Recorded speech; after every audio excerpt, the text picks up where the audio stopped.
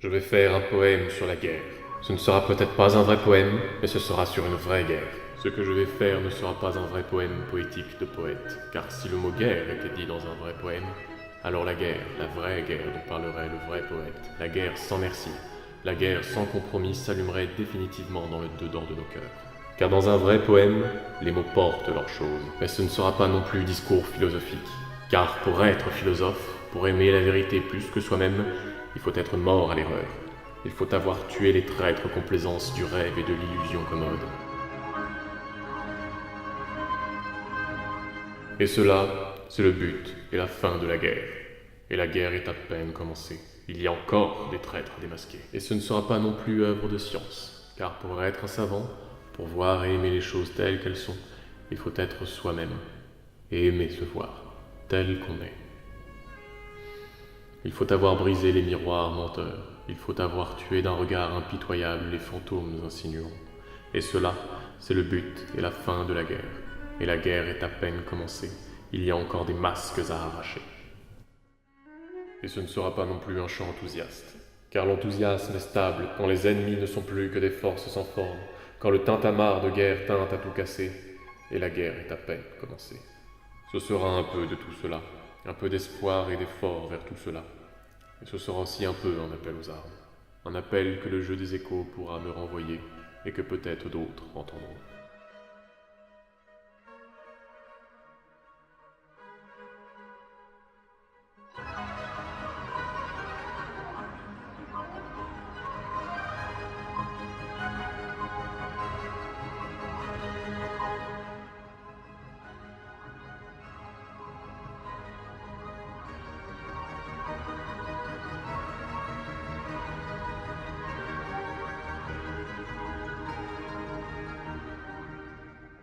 Vous devinez maintenant de quelle guerre je veux parler. Des autres guerres, de celles que l'on subit, je ne parlerai pas. Si j'en parlais, ce serait de la littérature ordinaire, un substitut, un à défaut, une excuse.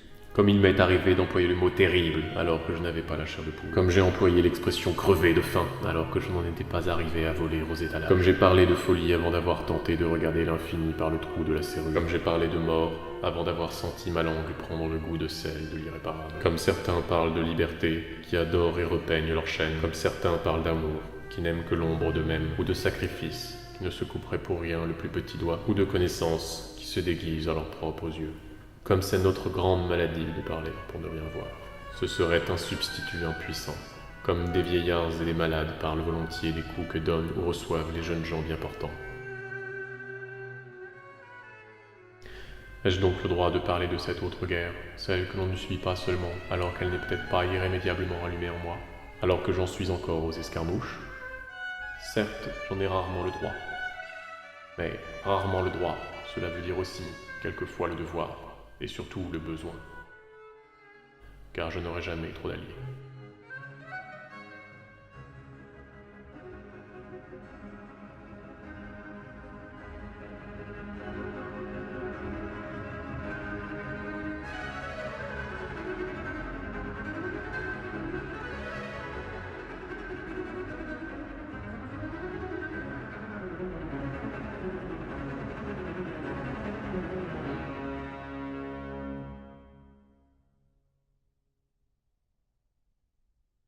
J'essaierai donc de parler de la guerre sainte. Puisse-t-elle éclater d'une façon irréparable? Elle s'allume bien, de temps en temps. Ce n'est jamais pour très longtemps. Au premier semblant de victoire, je m'admire triompher. Je fais le généreux, et je pactise avec l'ennemi. Il y a des traîtres dans la maison, mais ils ont des mines d'amis. Il serait si déplaisant de les démasquer. Ils ont leur place au coin du feu, leur fauteuil et leurs pantoufles. Et ils viennent quand je somnole, en m'offrant un compliment, une histoire palpitante ou drôle, des fleurs et des friandises, et parfois un beau chapeau à plumes.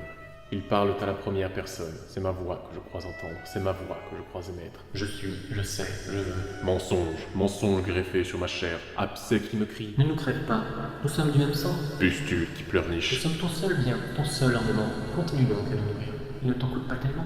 Et ils sont nombreux, et ils sont charmants, ils sont pitoyables, ils sont arrogants. Ils font du chantage, ils se coalisent. Mais ces barbares ne respectent rien, rien de vrai, je veux dire, car devant tout le reste, ils sont tire-bouchonnés de respect. C'est grâce à eux que je fais figure. Ce sont eux qui occupent la place et tiennent les clés de l'armoire au masque. Ils me disent Nous t'habillons. Sans nous, comment te présenterais-tu dans le monde? Oh, plutôt aller nu comme une larve. pour combattre ces armées, je n'ai qu'une toute petite épée, à peine visible à l'œil nu, coupante comme un rasoir, c'est vrai, et très meurtrière, mais si petite vraiment que je la perds à chaque instant. Je ne sais jamais où je l'ai fourrée, et quand je l'ai retrouvée, alors je la trouve lourde à porter et difficile à manier, ma meurtrière petite épée. Moi, je sais dire à peine quelques mots. Et encore, ce sont plutôt des vagissements, tandis qu'eux, ils savent même écrire. Il y en a toujours un dans ma bouche qui guette mes paroles quand je voudrais parler. Il les écoute, garde tout pour lui, et parle à ma place avec les mêmes mots, mais son immonde accent. Et c'est grâce à lui qu'on me considère et qu'on me trouve intelligent. Mais ceux qui savent ne s'y trompent pas, puissais-je entendre ceux qui savent. Ces fantômes me volent tout. Après cela, ils ont beau jeu de m'apitoyer. Nous te protégeons, nous t'exprimons, nous te faisons valoir. Tu veux nous assassiner? Mais c'est toi-même que tu déchires quand tu nous rabroues, quand tu nous tapes méchamment sur notre sensible nez. À nous, tes bons amis. Et la sale pitié, avec ses tiédeurs, vient m'affaiblir. Contre vous, la guerre à outrance. Nulle pitié, nulle tolérance. Un seul droit, le droit du plus-être. Mais maintenant, c'est une autre chanson. Ils se sentent repérés, alors ils font les conciliants. En effet, c'est toi le maître. Mais qu'est-ce qu'un maître sans serviteur? Garde-nous à nos modestes places, nous promettons de t'aider. Tiens, par exemple, figure-toi que tu veux écrire un poème. Comment ferais-tu sans nous? Oui, rebelles, un jour je vous remettrai à vos places. Je vous courberai sous mon joug, je vous nourrirai de foin et vous étrierai chaque matin. Mais tant que vous sucerez mon sang et volerez ma parole, oh, plutôt jamais écrire de poème. Voyez la jolie paix qu'on me propose, fermer les yeux pour ne pas voir le crime, s'agiter du matin au soir pour ne pas voir la mort toujours béante, se croire victorieux avant d'avoir lutté. Paix de mensonges, s'accommoder de ses lâchetés puisque tout le monde s'en accommode. Paix de vaincu, un peu de crasse, un peu d'ivrognerie, un peu de blasphème sous des mots d'esprit, un peu de mascarade dont on fait vertu, un peu de paresse et de rêverie, et même beaucoup si l'on est artiste. Un peu de tout cela. Avec, autour, toute une boutique de confiserie de belles paroles. Voilà la paix qu'on nous propose. Paix de vendu. Et pour sauvegarder cette paix honteuse, on ferait tout, on ferait la guerre à son semblable. Car il existe une vieille et sûre recette pour conserver toujours la paix en soi. C'est d'accuser toujours les autres. Paix de trahison.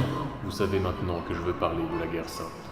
Celui qui a déclaré cette guerre en lui, il est en paix avec ses semblables. Et, bien qu'il soit tout entier le champ de la plus violente bataille, au-dedans du dedans de lui-même règne une paix plus active que toutes les guerres.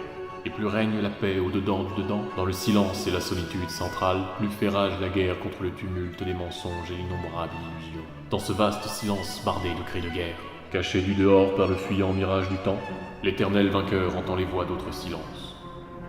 Seul, ayant dissous l'illusion de n'être pas seul, il n'est plus seul à être seul, mais je suis séparé de lui par ces armées de fantômes que je dois anéantir. Puissais-je un jour m'installer dans cette citadelle, sur les remparts, que je sois déchiré jusqu'à l'os, pour que le tumulte n'entre pas dans la chambre royale. Et moi qui n'ai pas d'autre arme que la parole, moi qui n'ai d'autre monnaie que des mots, parlerai-je? Je parlerai pour m'appeler à la guerre sainte. Je parlerai pour dénoncer les traîtres que j'ai nourris. Je parlerai pour que mes paroles fassent honte à mes actions. Jusqu'au jour où une paix cuirassée de tonnerre régnera dans la chambre de l'éternel vainqueur. Et parce que j'ai employé le mot de guerre, et que ce mot de guerre n'est plus aujourd'hui un simple bruit que les gens instruits font avec leur bouche, parce que c'est maintenant un mot sérieux et lourd de sens, on saura que je parle sérieusement, et que ce ne sont pas de vains bruits que je fais avec ma bouche.